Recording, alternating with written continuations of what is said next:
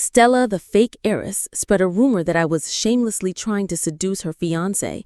In response, I scratched my butt.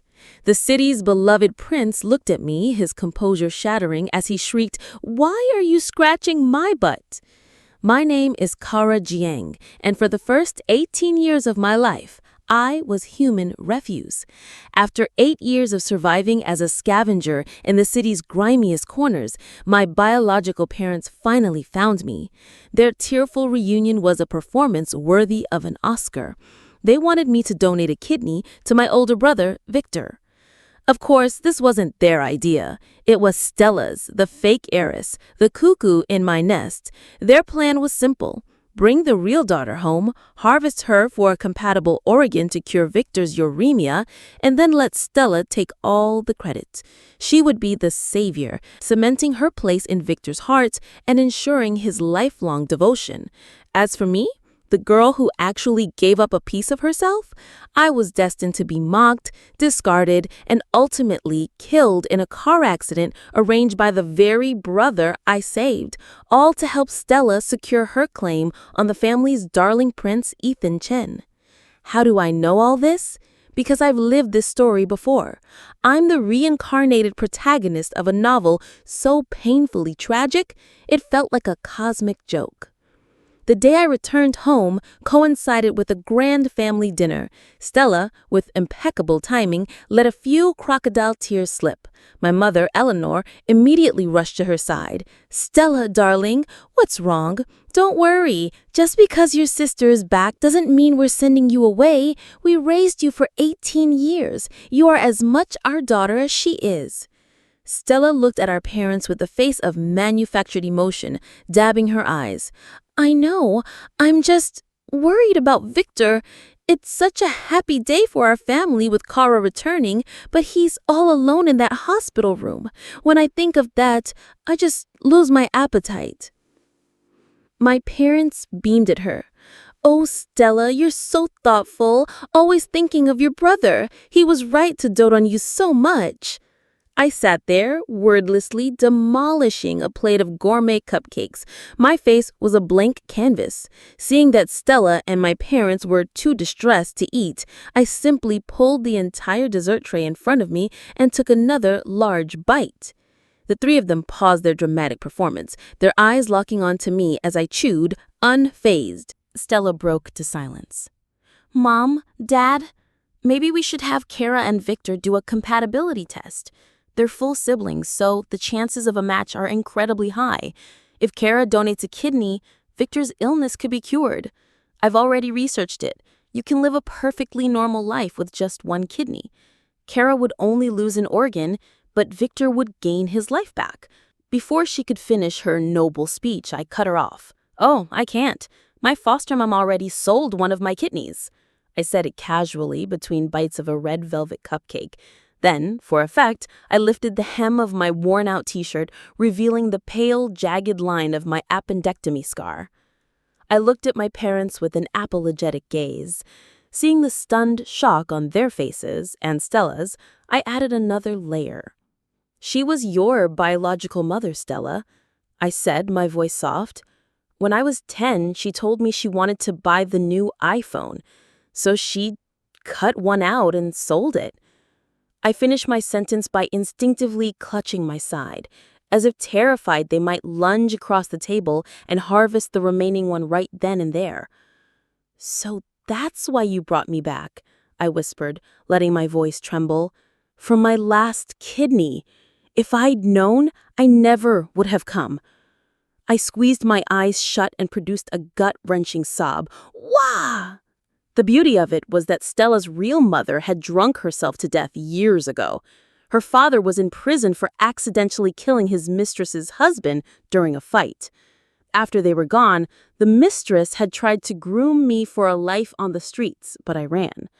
An old woman who collected cans for a living took me in, and we scavenged together for years before my real parents showed up. They knew none of this, of course. My lie landed with the force of a physical blow. "Kara, we're so sorry," my father stammered. "We had no idea." That was my cue. I shot to my feet, shoving the table with all my might. Dishes, glasses, and the remaining cupcakes went flying, splattering all over Stella's pristine white dress. A waste of good food, but I was already full. "They say you die if you don't have 2 kidneys," I shrieked, channeling years of repressed trauma. "So you and my sister wanted me to die? You're all horrible!" The story I had woven was tragic enough to make a stone weep.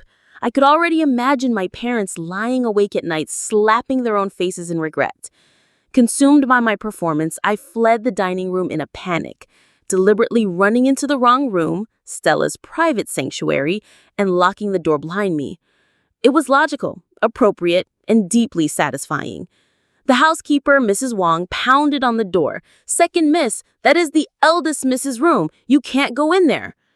Stella's voice followed, dripping with false concern. "Kara, is it because you like my room? It's okay, you can have it. But can you let me in to change first? You spilled food all over my dress." She still hadn't grasped the severity of the situation. She thought a few sweet words would coax me out. How naive. I had no intention of opening that door all night. Seeing her pleas were useless, Stella switched tactics, running to our parents with tears in her eyes. "Dad, Mom, it's all my fault. I shouldn't have brought up Victor's illness at dinner. It's right for her to be angry with me. But if she won't open the door, where will I shower? All my clothes are in there." But my parents were too deep in their own sea of guilt to care. Their son had renal failure, and their long-lost daughter had been mutilated as a child. Who gave a damn if the fake one couldn't take a shower? My mother sighed, tapping gently on the door. "Kara, honey, it's Mom. We didn't know. We truly didn't mean it like that. Can you please open the door first? Just let your sister get her clothes." Inside, I began my masterpiece. I screamed, I laughed like a maniac. I pulled at my hair, crawled on the floor, and contorted my body as if possessed. Then I started breaking things. Toys, clothes, handbags, cosmetics, decorations, every single item in that perfect, princess-like room met its end. Outside, my father's voice was weary. "Stella, your sister is still young and fragile. Let her be. You can use the guest bathroom. Just wear some of your mother's new clothes for tonight." Stella, who cherished her possessions like extensions of herself, nearly went insane as she heard the sounds of destruction from within. "Kara, what are you doing? What are you breaking in there? Please, open the door. Let me in." Oh, I was busy, all right. Busy breaking into her safe. I took out every last piece of valuable jewelry and put it all on. 10 fingers, 10 toes, all glittering with rings. Necklaces layered around my neck. I was a high-fashion Christmas tree. Why? Because in the original story, on this very night, Stella had generously offered the protagonist her room, only to accuse her the next day of stealing her jewelry. "Everything in this house is yours, Kara," she had said with fake tears. "But that ring? Ethan gave it to me. It's the only thing that's truly mine. Please, just give it back." Ethan Chen, the male lead, the so-called Prince of New York. That ring was worth millions. I knew she would try the same trick tomorrow, so instead of waiting to be framed, I took the initiative. It was all my family stuff anyway, so what was wrong with playing with it a little bit? It was perfectly reasonable.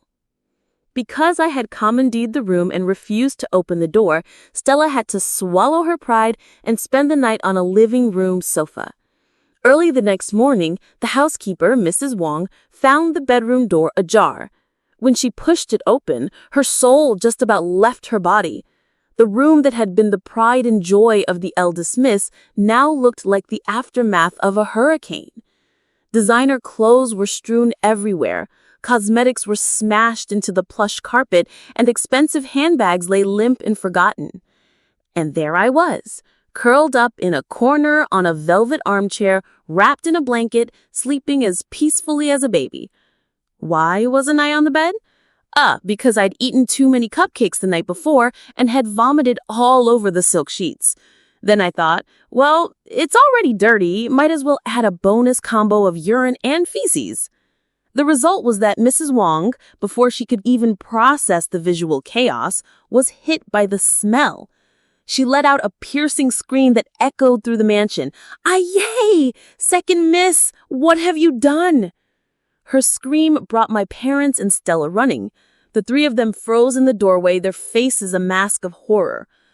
"Kara, what did you do to my room?" Stella's voice trembled. From my nest, amidst a pile of now decapitated limited edition dolls, I slowly lifted my head. I hugged my thin frame and spoke in a choked, miserable voice. The cupcakes last night. It was the first time I ever ate something so good. I couldn't control myself. I ate too many and my stomach hurt so bad in the middle of the night. I couldn't get up, so I got sick. I'm sorry. I'm so sorry. I'm trash. I made your beautiful room dirty, just like me. I ended with a sob. Stella nearly fainted when she heard the part about diarrhea on her bed. But the nightmare wasn't over. Her eyes darted to the corner and saw her safe standing wide open. Her face went from pale to a ghastly shade of green. The putrid smell and the mountain of ruined possessions were one thing, but the violation of her safe shattered the last remnants of her calm, benevolent heiress persona. She stormed into the room, ignoring the stench and the wreckage, her hands shaking as she checked the safe. "Why is my safe open?" She had reason to panic. Inside were not just jewelry and cash, but the deeds and titles to several properties the Jiang family had gifted her over the years. Jewelry could be replaced, but torn up property deeds and stock certificates were a catastrophe. Seeing the pile of shredded paper and ripped currency, Stella felt the air leave her lungs. "Kara, why would you do this?" she hissed, her voice tight with fury. "If you're unhappy with me, you can just say so. Why destroy my things?" She was still trying to maintain her image, to sound magnanimous and forgiving, but not for long. Her eyes scanned the room and landed on me, on the jewelry I was wearing. The precious items she barely dared to wear were now adorning me from head to toe. Rings on all 10 of my toes and all 10 of my fingers. Several necklaces dangled from my neck. The most prominent piece was the diamond ring Ethan had given her, the symbol of her supposed victory. It was now sitting snugly on my big toe. "My ring! That's the one Ethan gave me!" she shrieked. I wiggled my toe nonchalantly. "You mean this thing?" If I had only lost the ring, my parents might have thought I was greedy or had character flaws. But by turning Stella's entire room into a biohazard zone, I had created a much more powerful narrative. I wasn't bad. I was crazy, broken by a lifetime of suffering. Stella started crying, picking up ruined items one by one. "This bracelet, Mom gave it to me. This necklace was a gift from Victor. And this ring, Grandma said it was a family heirloom. This whole room was a birthday gift from Dad for my 18th birthday. And that money, I was saving it for a trip abroad." She was trying to trigger my parents' memories, to remind them of their love and generosity towards her. But the more she detailed the wealth she had been showered with, the more pathetic and tragic my own story became. "Why?" I wailed, cutting through her litany of loss. "Why did you have everything when I had nothing? While you were getting jewelry in a beautiful room and piles of money, my grandma and I were picking through trash cans. When I was 10, I was begging on the streets. That's when she found me. She told me that even though she spent her whole life picking up trash, I wasn't trash. I was her treasure. But she got sick and I didn't have any money to save her. Wahaha!" I collapsed into a heap, crying as if all the genuine pain from my past had come rushing back at once. The life of a tragic heroine is a powerful weapon. No one could hear it and not feel a pang in their heart. My parents were jolted out of their stupor. My father burst into tears.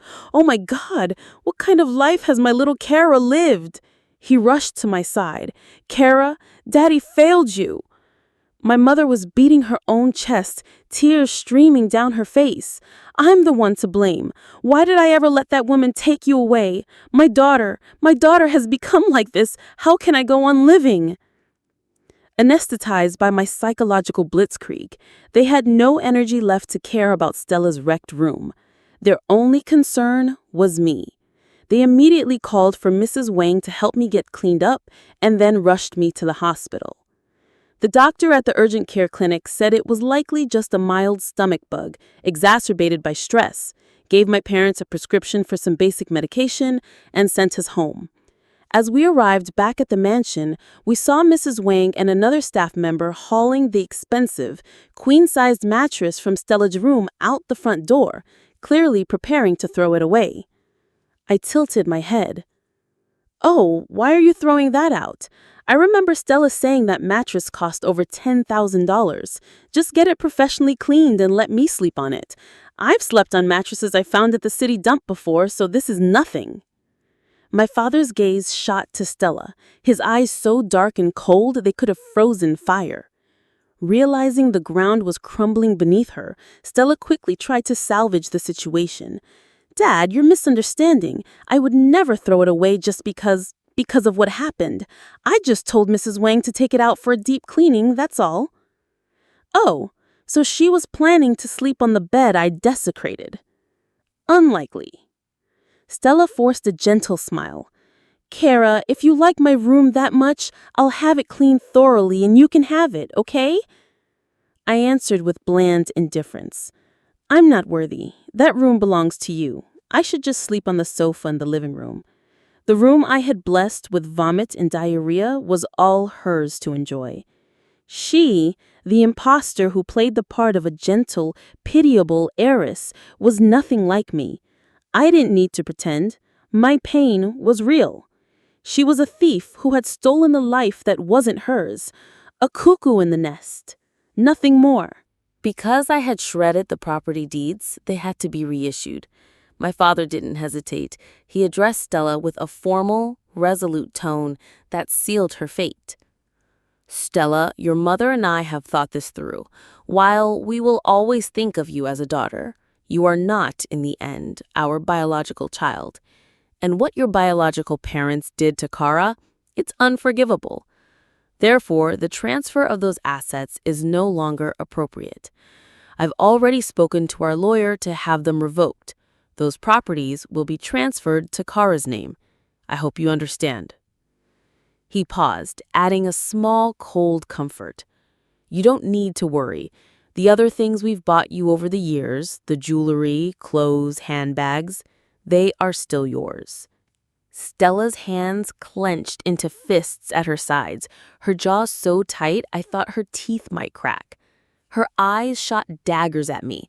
The property grants were conditional on her being a true Jiang. If my father sued, the contracts were void. She had no choice. She was still clinging to her position in this house, still dreaming of marrying into the Chen family as Miss Jiang. She couldn't afford to show her true colors now. She swallowed her rage and forced her voice into a gentle melody. Dad, you should. It's the right thing to do.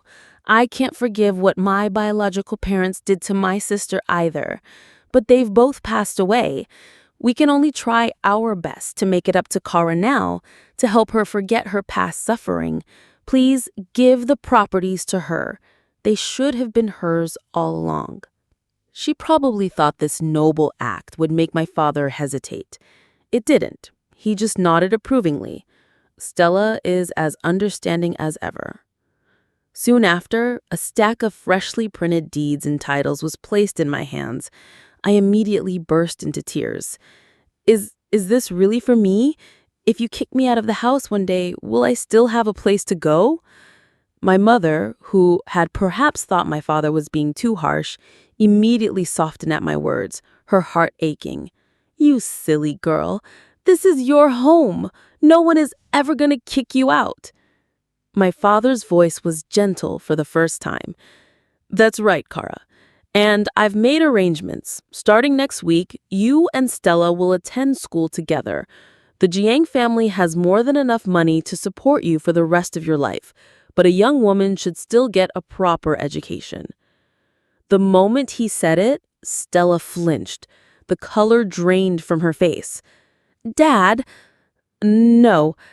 I mean, our school is very academically demanding. Kara's foundational skills might be weak. I'm afraid she won't be able to keep up. It might be better for her to attend a more relaxed public school. She was terrified I would ruin the pure, intelligent, and noble image she had cultivated in front of Ethan Chen. Afraid her fake heiress status would be exposed, she wanted me as far away as possible. My father waved her concerns away dismissively. I've already spoken to the headmaster at Northgate Prep. Kara will audit classes for a semester, and then I'll arrange for her to study abroad. She won't affect the school's college admission rates. Whether she liked it or not, a daughter of a wealthy family needed an education, even if it was just for show. In that moment, I truly felt like he was my father. And as everyone knows, the heroine of a tragic novel can never have a peaceful day at school. Just as the script dictated, my first day at Northgate Prep was a trial by fire. Stella had wasted no time, whispering to her circle of sycophants that I was an illegitimate child the Jiang family had taken in out of pity, and that I'd already caused chaos at home, even managing to get the properties originally meant for her transferred to my name. How could her loyal fans stand by and watch their goddess suffer such a heavenly injustice? After the last bell, I was cornered by the girls' restroom. A group of students, led by a tall, arrogant-looking boy, blocked my path. I really need to use the bathroom, I stammered, my voice barely a whisper. Leozi, could you please let me pass for just a moment? I really can't hold it anymore. Leozu folded his arms, a smug look on his handsome face. And what if I don't? I heard you're Stella's sister. Some homewrecker's kid, right? How can you and your mother be so shameless? The problem was, Leozu's mother was a well-known government officer.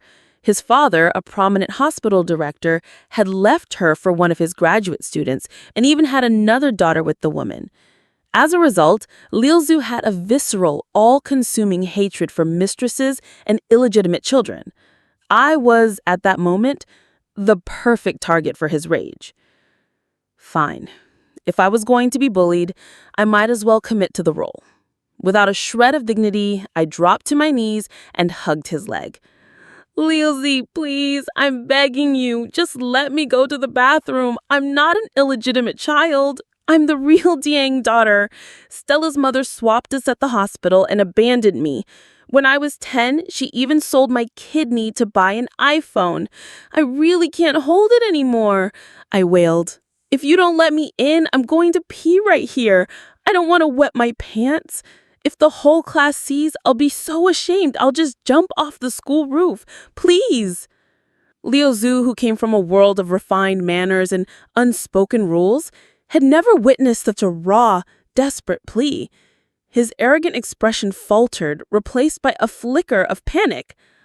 Hey, it's not that serious. The hand that was blocking the door finally dropped. I shot into the restroom like a fish returned to water.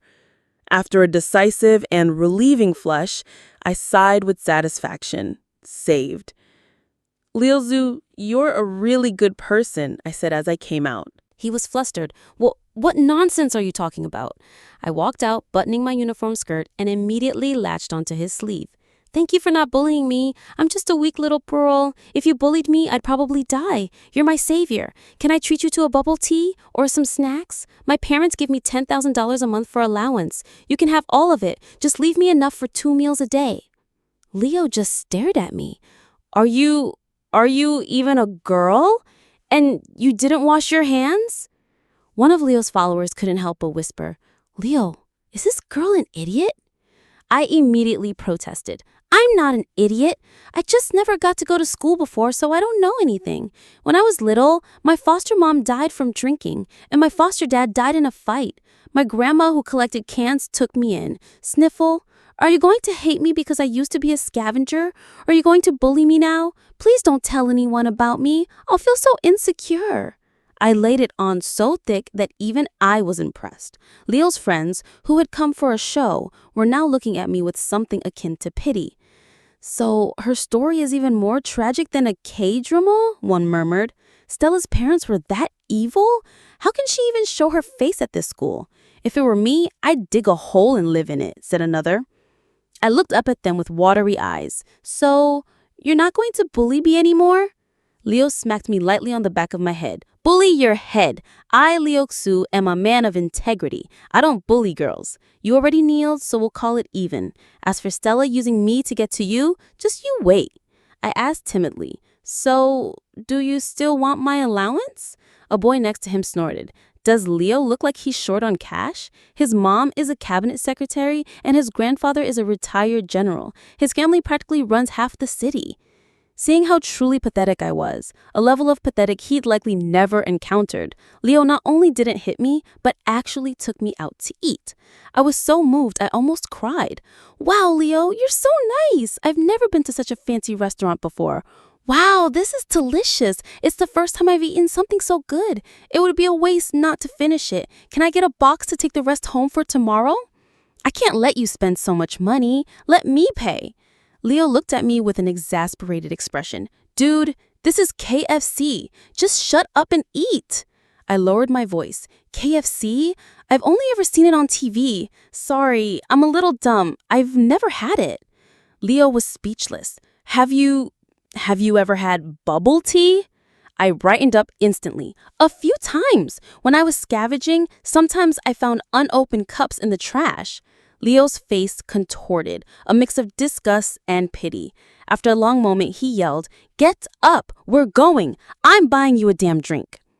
That day, Leo didn't hit me, didn't take my money, and even pulled out a $100 bill and stuffed it in my hand. On the way back, he gave me a ride on his motorcycle. I was so scared I clung to his waist for dear life. "Haha, you're so nice!" I shouted over the engine's roar. "I'm so touched, I'm going to dream about you every night!" Leo's face turned beet red. "Let go of me. I lost all my cool because of you. Let go. If I get home late, my mom will kill me. I'll pick you up tomorrow, okay?" A free driver? Leo was truly a treasure. Wow, Leo, you're the best person I've ever met. You're definitely going to be named Citizen of the Year. I deliberately held onto him for a few extra moments right in front of my house before getting off. As expected, the moment I opened the door, I saw Stella standing there, her eyes filled with triumphant glee, having seen the entire exchange. Before I could even open my mouth, Stella launched her attack. "Kara! Why are you home so late? Who was that boy? What were you doing with him? It's your first day of school and you're already coming home late. Mom, Dad, and I were worried sick." I said nothing. I just silently walked to the coffee table and placed the KFC combo bucket I was carrying on its polished surface. The whole family stared at the iconic red and white bucket as if I just brought home an alien artifact. "Kara, what is this?" my father asked, perplexed. I beamed, my face a picture of pure, unadulterated joy. "Dad, I made a friend. His name is Leo Xu. He goes to our school. I didn't know him before, but he's so nice. He saw that I'd never had bubble tea before, so he bought me one. And then he bought me KFC, which I've never eaten in my whole life. It was the first time I learned that KFC has something called a family combo. Since it's for the whole family, I brought the rest home for everyone to share." The Jiang family rules were strict. Stella had been trained from a young age not to eat common street food. Fried food, in particular, was considered unhealthy and something to be avoided. The moment she saw the bucket of fried chicken, she reacted as if she'd seen a mortal enemy. "Fried food is full of calories. You'll get fat," she said with a scowl. "And do you have any idea how much sugar is in bubble tea? You drink 2 cups. Before I could respond, my mother, Eleanor, pulled me into a hug, her eyes misty. "Our Kara is doing so well, making friends on her very first day. I'll eat fried chicken with you. You're right, a family combo is meant to be enjoyed by the family." My father stepped forward, wrapping his arms around both of us. "She's just a kid. It's normal for children to like these things. Eating it once in a while is fine. It's just a shame your brother is still in the hospital, otherwise the whole family would be here." That evening, the 3 of us huddled together, warmly sharing a bucket of fried chicken. To avoid being completely ostracized, Stella reluctantly picked up a drumstick. Just as she was about to bring it to her lips, I looked at her with wide, covetous eyes. "Sister, didn't you just say eating this will make you fat? It's okay. I'm a little underweight anyway. Let me eat it for you. I can get fat in your place." Stella was speechless. She stiffly handed the piece of chicken to me. I took it with a grin and began to eat with gusto. A family combo, it turns out, is not for fake heiresses. Because I kept repeating what a good person Leo was all evening, the idea became firmly planted in my parents' minds. The next morning, when Leo arrived on his motorcycle to pick me up, my mother was waiting with a container filled with nutritious, home-cooked breakfast. "You must be Leo. Thank you so much for treating Kara yesterday. We only recently found her after she was lost for many years, so she doesn't have any friends. We'd be grateful if you could look out for her at school. She's a very naive girl. She doesn't understand how the world works. If anyone bullies her, please be sure to tell us." Leo, who had spent the night wondering if I had somehow conned him, blushed furiously at my parents' earnest display. "Mr. and Mrs. Jiang, you don't have to do this. We're classmates. It was nothing. I should get Kara to school now." He handed me a helmet. I took it and held it up proudly. "Ooh, it's pink. Did you buy this especially for me? Leo, you really are a good person." When Stella saw Leo, she was so angry she nearly bit through her own lip. "Leo, you—" Leo, remembering how Stella had tried to use him to intimidate me, shot her a cold look before turning his back and pulling me toward his bike. My parents watched us go with relieved smiles. "Drive safely. Keep it under 40. On the bike, Leo was silent, clearly still annoyed about being manipulated by Stella the day before. I decided to pour on the charm. "Leo, you're so nice. This is the first time anyone has ever taken me to school. I used to have to wake up at 5 a.m. and walk for an hour and a half. Leo grunted. "Oh, so you can walk. Here, have some of this seafood porridge Mrs. Wang made. It's really good for you." "I'm allergic to seafood." "Oh, so you regret being my friend now? You can just drop me here. I'll take a cab. And if you want to be friends with my sister, you can. You don't have to go through me. I'm just an ordinary person. I'm not worthy of being your friend anyway. My sister is prettier and gentler and more generous." He finally snapped, cutting me off in frustration. "What kind of nonsense are you talking about now?" I patted him lightly on the back. Don't be mad. Anger is bad for your health." A frustrated snort escaped him, which sounded suspiciously like a laugh. At school, Stella's rumor that I was an illegitimate child was met with a swift and brutal counteroffensive. Leo's crew was not subtle. They blanketed Northgate Prep with the true story that Stella's parents were convicted criminals, that they had swapped us in the hospital so their daughter could live a life of luxury, and that I was the real, long-suffering victim. Proving I wasn't an illegitimate child was easy with the DNA test. Proving her criminal parents were innocent was impossible for Stella. Her reputation plummeted. Who wants to be friends with the cuckoo who stole someone else's nest? Even so, she had her defenders. A few white knights stepped forward. "You guys are being too harsh. It was her parents' fault, not hers. She was just a baby. How can you blame her? Imagine living for 18 years only to find out that your whole life is a lie. Who can understand that pain?" Exactly. So she misspoke and called Kara an illegitimate child. She was scared of being abandoned. It was just words. Did anyone get hurt? She's already been through so much. Can't you find in your hearts to forgive her? What a pair of righteous saints. I looked over to see who was leading this charge and wasn't surprised. It was Ethan Chen, the lofty prince of New York City himself. I spoke up, my voice cold and clear. "You have terrible taste." Ethan froze. "What did you just say?" I repeated myself calmly. "I said, you have terrible taste." I paused, then added, "Now I see."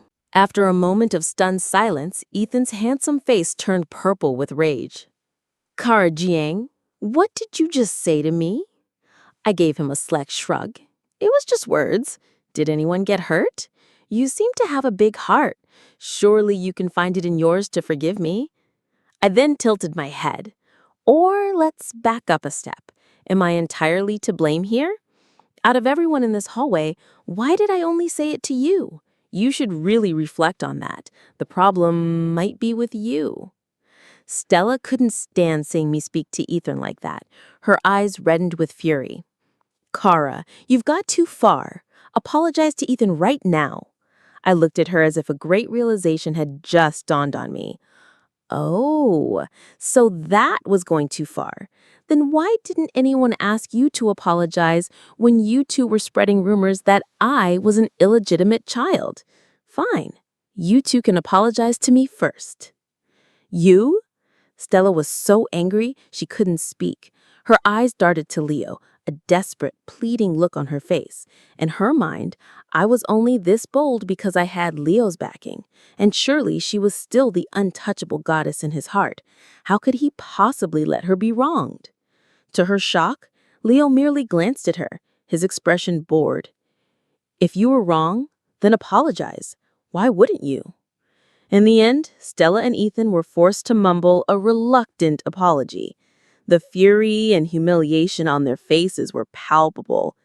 Stella immediately threw herself into Ethan's arms, sobbing, "Ethan, it's all my fault. If it weren't for me, you wouldn't have lost face like this." Ethan gritted his teeth, glaring at me. "Kara Jiang, just you wait. I will get you back for this." I offered a dismissive smile. Oh dear, an apology and a threat in the same breath? What a busy man. Don't worry, I'll save a special place for your revenge, right next to your unsolicited opinions in the trash. The crowd of students around us erupted in stifled laughter. Damn, Kara Jiang is savage. So, does Prince Chen really have terrible taste?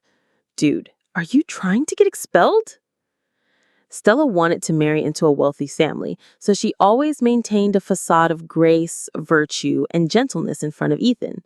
As for me, I couldn't care less about pleasing him or his family.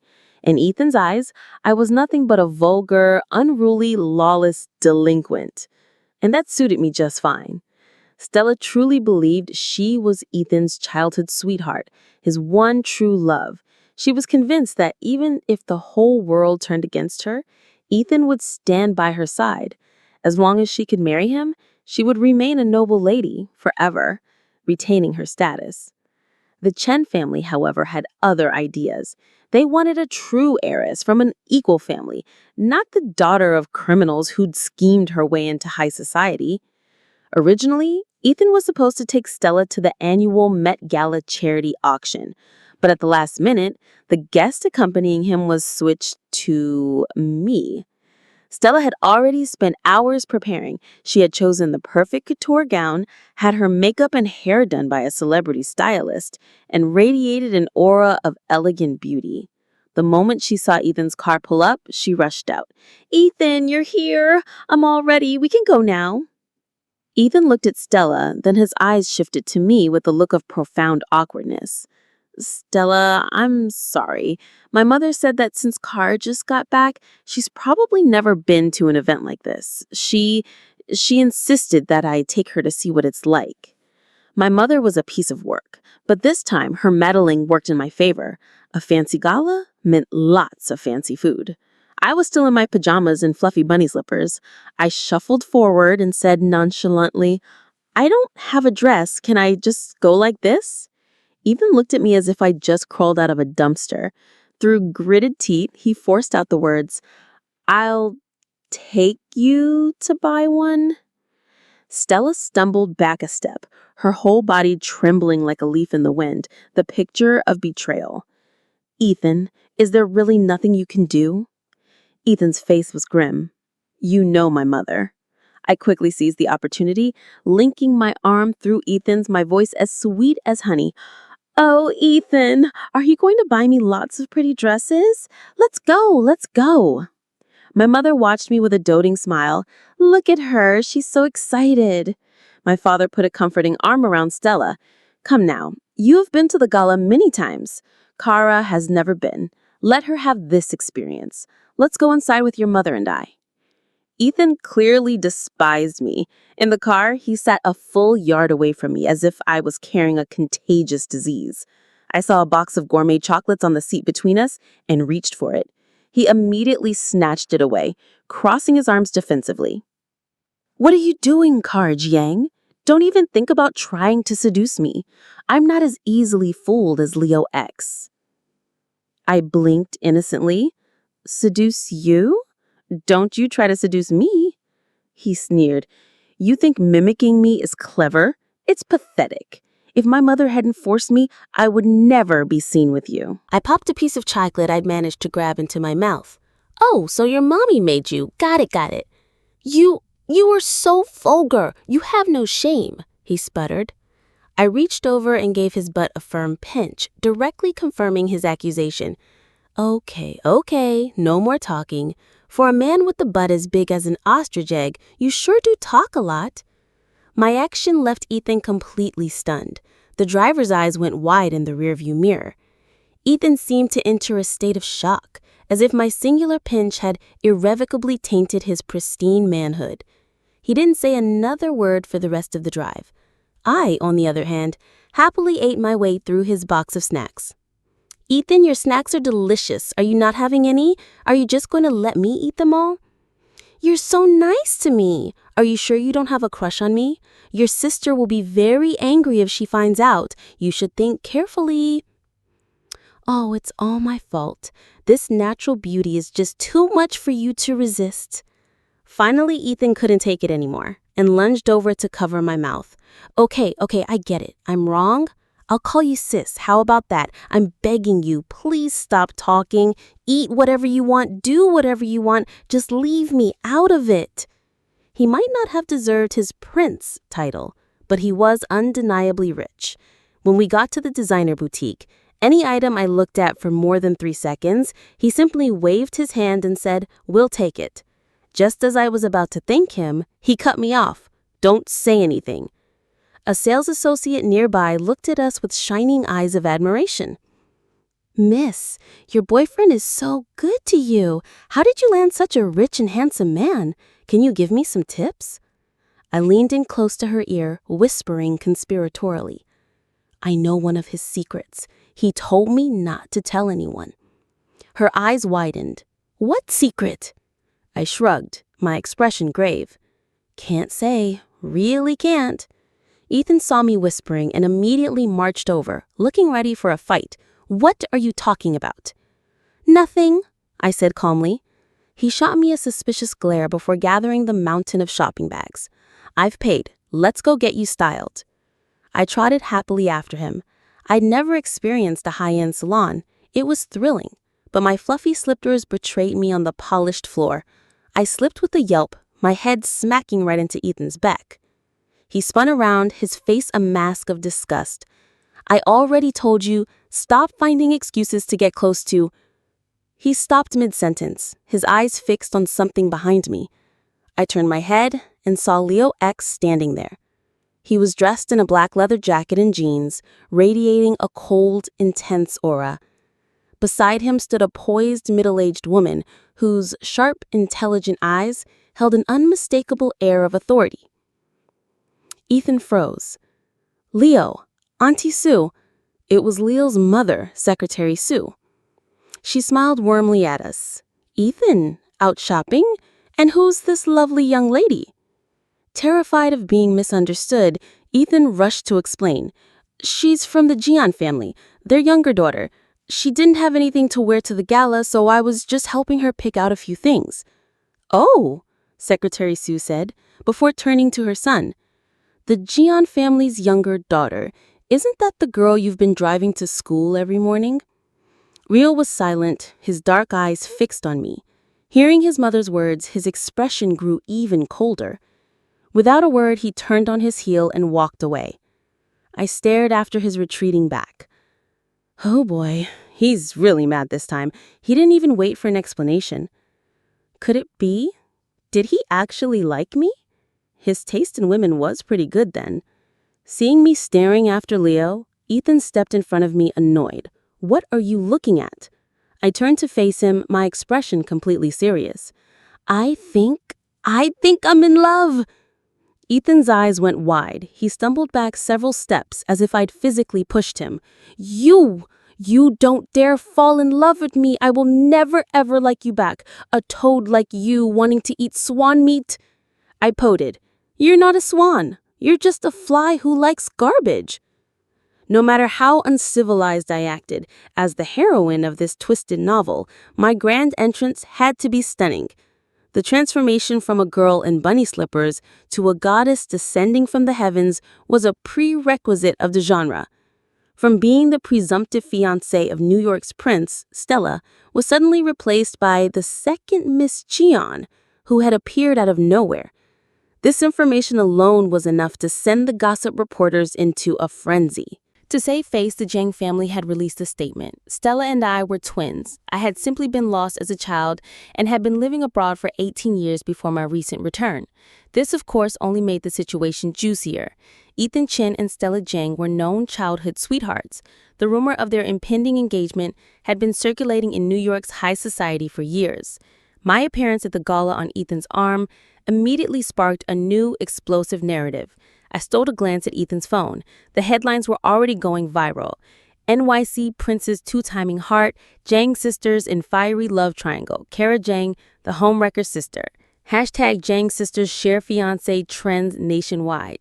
Ethan looked like he was about to have an aneurysm. What the hell is this? Since when was I engaged to Stella? I shrugged, feigning innocence. You gave her a $10 million diamond ring for her birthday. If that's not a proposal, what is? All of New York society knows. You can stop pretending. He gritted his teeth. Stop talking nonsense. Do you even know why we're here tonight? He gestured around the glittering ballroom. This is a charity auction. Major corporations have a certain amount of charitable spending to do each year. It improves brand image and provides tax benefits. My mother told me to secure an item worth around $10 million and give it to her to maintain our family's face. That's the only reason I'm here.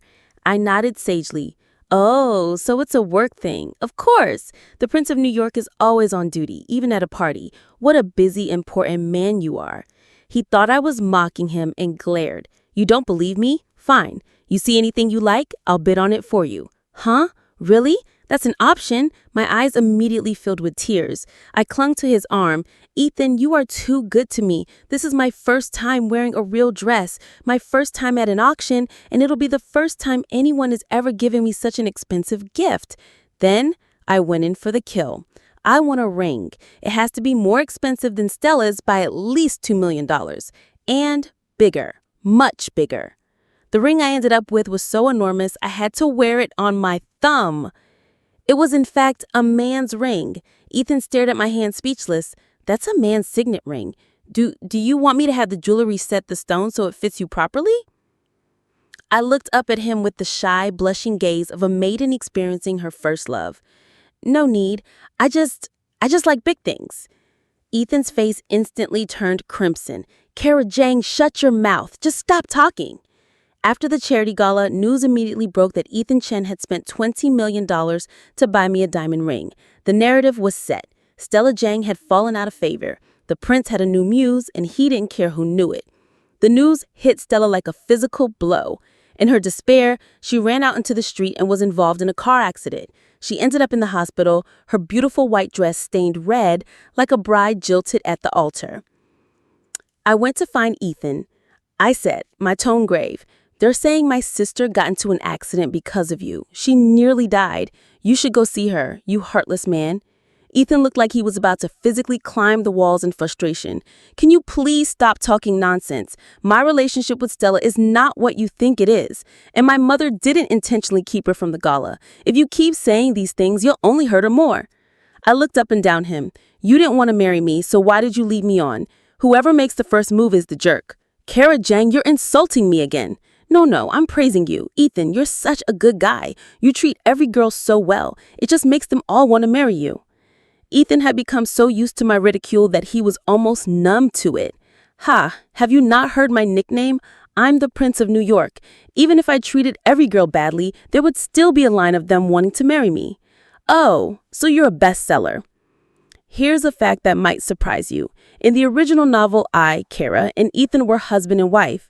Stella was his unattainable white moonlight. Because Stella was a fake heiress, Ethan's mother would have moved heaven and earth to prevent their union, eventually forcing him into an arranged marriage with me. Stella, heartbroken, would flee the country for 5 years. By the time she returned, I had already been manipulated into giving my kidney to my brother and had endured 5 years of a cold, loveless marriage with Ethan. How could I possibly compete with her then? I would not let that happen again. This time, I would be the white moonlight. My parents had already decided to send me abroad. They felt the educational environment in the U.S. was too stressful and that a degree from a prestigious European university would carry more weight upon my return. So when Ethan's mother formally proposed an alliance between our two families through an engagement between Ethan and me, I refused on the spot. Auntie Chen, I said respectfully during a formal dinner between the two families, I'm still young. Let's talk about this after I graduate from college. That very night, I asked my parents to arrange for me to study abroad immediately. Before I left, I scheduled one last meeting.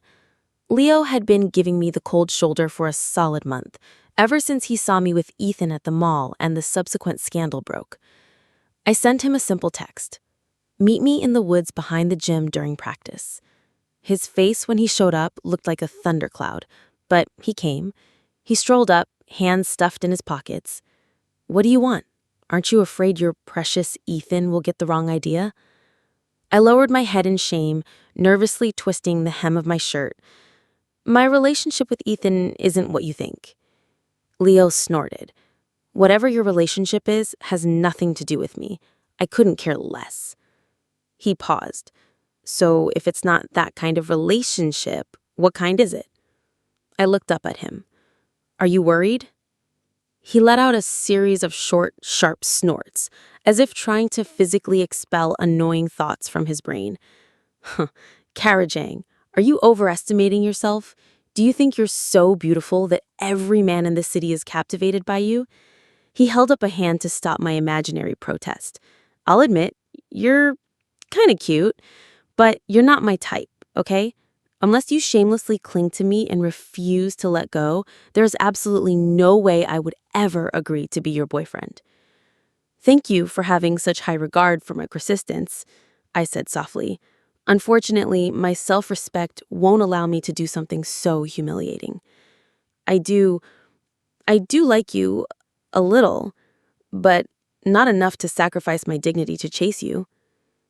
With that, I pressed the $20 million men's diamond ring that Ethan had bought me into his hand, leaving him with an expression of utter bewilderment. Then I turned and ran. That day, I had only gone to school to complete the transfer paperwork and, conveniently, to confess my feelings. After giving Leo the ring, I ran without looking back. The very next day, I was on a plane overseas. It was a Friday. Leo probably suspected nothing over the weekend. It wasn't until Monday morning when I didn't show up at school that he must have realized something was wrong. After making inquiries, he would have learned I had already left the country. My old phone number was deactivated and I didn't get a new one right away, so for a time, not even my parents could reach me. I rejected a marriage proposal from Ethan Chen, then gave the diamond ring he bought me to Leo Zhu as a confession gift, only to be rejected myself. The one who made the first move, the one who gave the gift, ended up being the most heartbroken one of all, or so the story went. A new rumor spread like wildfire. The three of us were in a toxic, codependent love triangle. Upon hearing this, both Ethan and Leo were speechless. What the hell was she thinking, giving the ring I bought to another guy? Ethan reportedly roared, "Give it back!" Leo, assuming Ethan was just jealous, shot back, "She likes me, got it? This ring is a symbol of her love for me, something you wish you had." And so, the two most powerful young men in the city began a years-long feud over a single diamond ring. The gossip columns had their field day. Everyone knew the city's prince and the young general were rivals. I, once a forgotten scavenger, had been upgraded from one man's white moonlight to two. Knowing this, I felt even more secure in my decision to stay abroad a little longer. With me gone, Stella saw her chance. Desperate to secure her footing in the Jiang family, she went through with the kidney transplant for Victor. With her as the donor, she saved his life. She had made a great contribution. My parents, moved by her sacrifice, had a change of heart. They agreed to formally adopt her and promised to prepare a generous dowry for her when she found a good man to marry. But for Stella, that wasn't enough. She didn't save Victor to become his sister. She saved him to become his wife, to become the true mistress of the Jiang household. That was her ultimate goal. But her status was now officially that of an adopted daughter. To be with her adopted brother was unseemly. My parents vehemently opposed the relationship. "Mom, Dad, Stella is mine now," Victor pleaded after they recovered. "We grew up together. Please, for our sake, give us your blessing.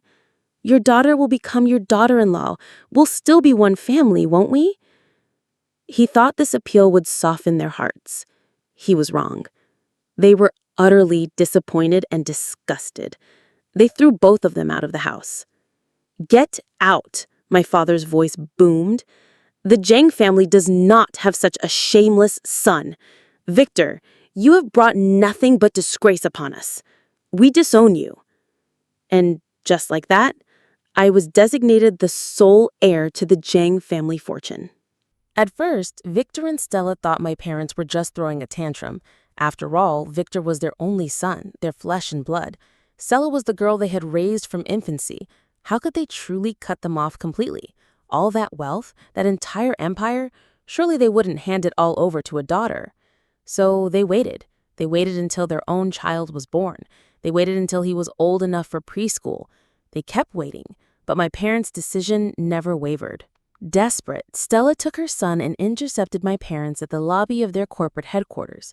"Mom, Dad, this is your grandson," she cried, pushing the small boy forward. "Honey, say hello to Grandpa and Grandma." Without a word, my father signaled security. The guards lifted Stella and her child and unceremoniously deposited them on the sidewalk. "The Jiang family has no grandson of unknown origin," my father stated, his voice echoing in the marble lobby.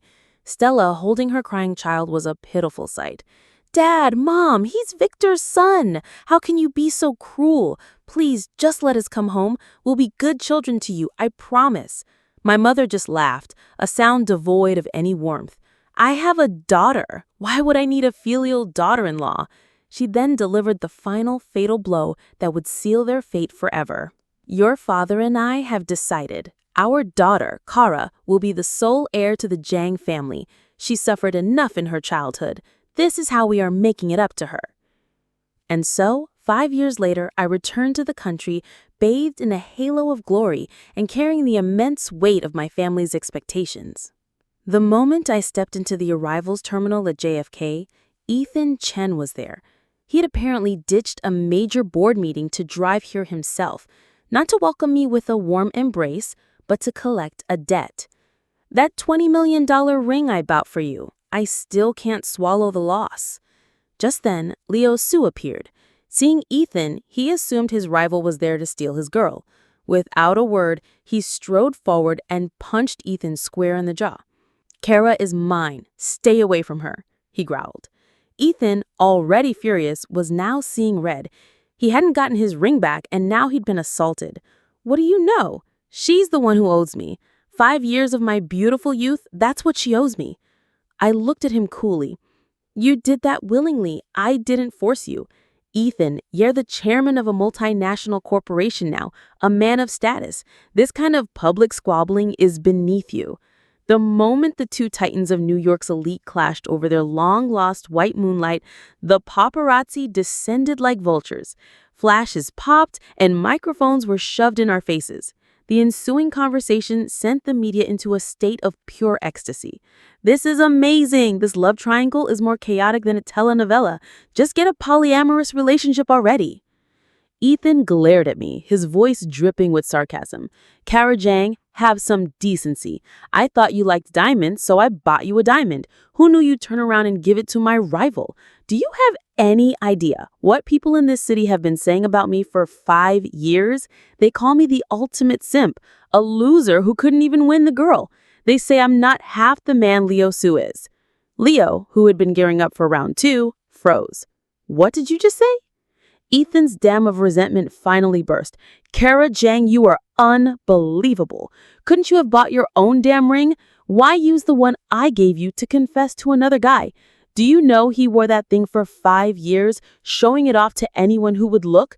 The papers wrote articles about it. You either pay me back or give me the ring. I need a proper explanation today. I blinked, feigning confusion. What was that? I couldn't quite hear you. That's funny. The gift you gave me became mine, didn't it? Who I give it to is my business. Leo, finally understanding the situation, Ethan just here for the money. That's right, he said, his voice firm. The ring belongs to Kara. What are you trying to demand? You're shameless. How much does she owe you? I'll pay it. Ethan sneered. 20 million. Cash or card? Leo shot back instantly. Then the number registered. What? Say that again? Before Ethan could repeat himself, Leo grabbed my suitcase with one hand, hoisted me over his other shoulder, and made a run for it.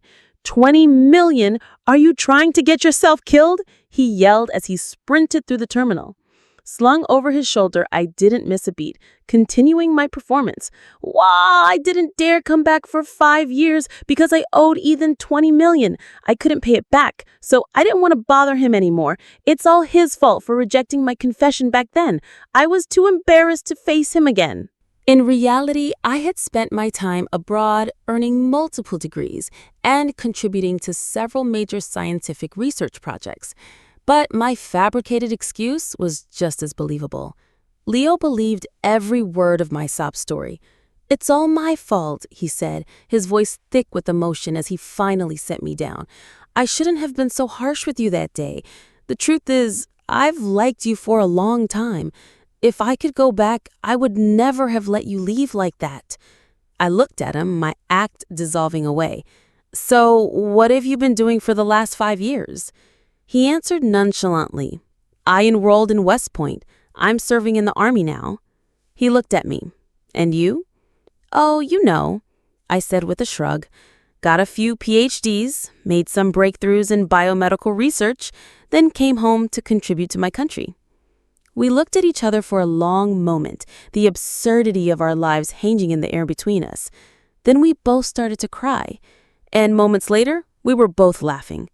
All right, he said, wiping his eyes. You're exactly the kind of man I like, I confessed. And you, he replied, his smile reaching his eyes, are exactly the kind of woman I've been dreaming of. It turned out we both had bright futures ahead of us. After that, I took over my parents' company. Leo and I had a grand wedding, and we began our life together, a true power couple. Ethan remained single, occasionally showing up at my office to complain about the $20 million. Outsiders thought he was still heartbroken over me, but everyone on the inside knew he was just bitter about the ring. As for Stella, her heart remained poisoned with hatred. She was convinced I had seduced Ethan, causing him to abandon her. In a last-ditch effort, she started a rumor that I was having an affair with Ethan, hoping Leo would divorce me in jealous rage. It was a foolish plan. In the United States, it is incredibly difficult to dissolve a military marriage without the consent of the service member, unless the civilian spouse is proven to have committed a serious crime. Leo trusted me completely. Her failure sent her spiraling. Victor, the man who was supposed to be her backup plan, could no longer stand it. You talk about Ethan Chen every single day, he screamed at her during a terrible fight. If you love him so much, go find him. Stella, at the end of her rope, lashed out with words as sharp as knives. Go find him? I will. Do you think I actually like you? You're a failure. Don't forget, if it weren't for my kidney, you'd be a pile of ashes in an urn by now. Your own parents chose your sister over you. I was blind to have ever chosen you. The cruel words were more than Victor could bear. In a moment of uncontrollable rage, he shoved her. Stella stumbled backward, her head hitting the sharp corner of a wall. She died instantly. Victor was convicted of involuntary manslaughter and sentenced to 3 years in prison. In the end, my parents adopted their child, the son of Victor and Stella. Stella's lifelong wish was finally fulfilled. Her son officially entered the Jiang family, rightfully claiming his lineage. And me? My happy life with Leo was just beginning.